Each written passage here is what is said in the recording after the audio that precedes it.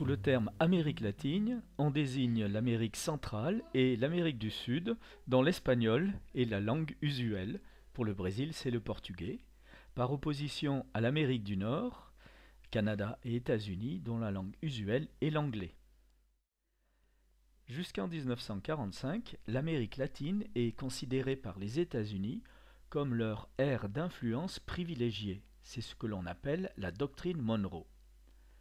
On va se demander comment, depuis 1945, ont évolué les relations entre l'Amérique latine et les États-Unis.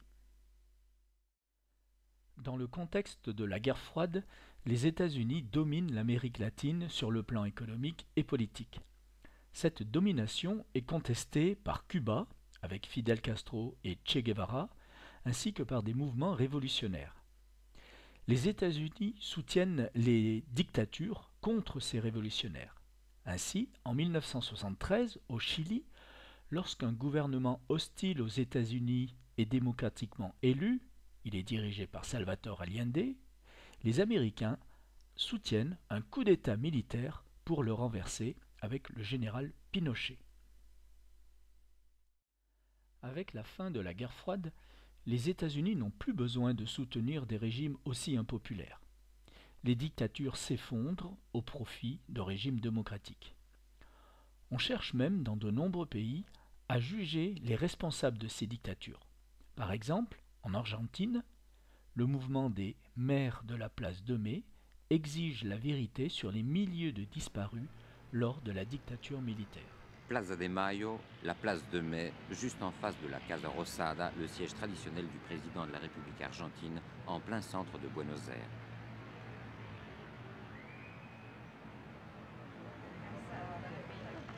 C'est ici que depuis 7 ans, des mères et des parents de disparus défilent silencieusement chaque jeudi pour forcer la justice militaire à faire connaître le sort de leurs enfants ou de leurs proches enlevés et dont ils sont depuis lors sans nouvelles.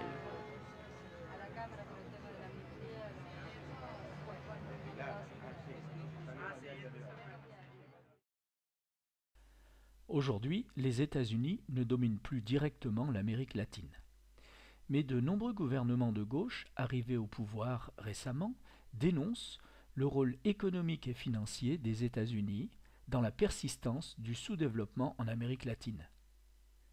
Ces gouvernements ont créé des unions économiques latino-américaines, dont la plus importante est le Mercosur.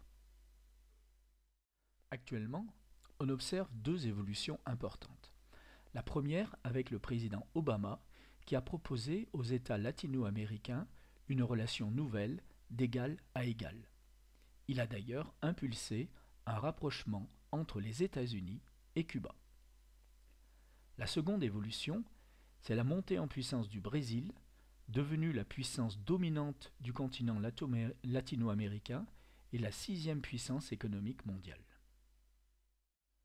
En conclusion, on peut dire que l'Amérique latine occupe une place de plus en plus importante sur la scène internationale, mais elle va devoir résoudre une question cruciale, celle de ses extrêmes inégalités sociales.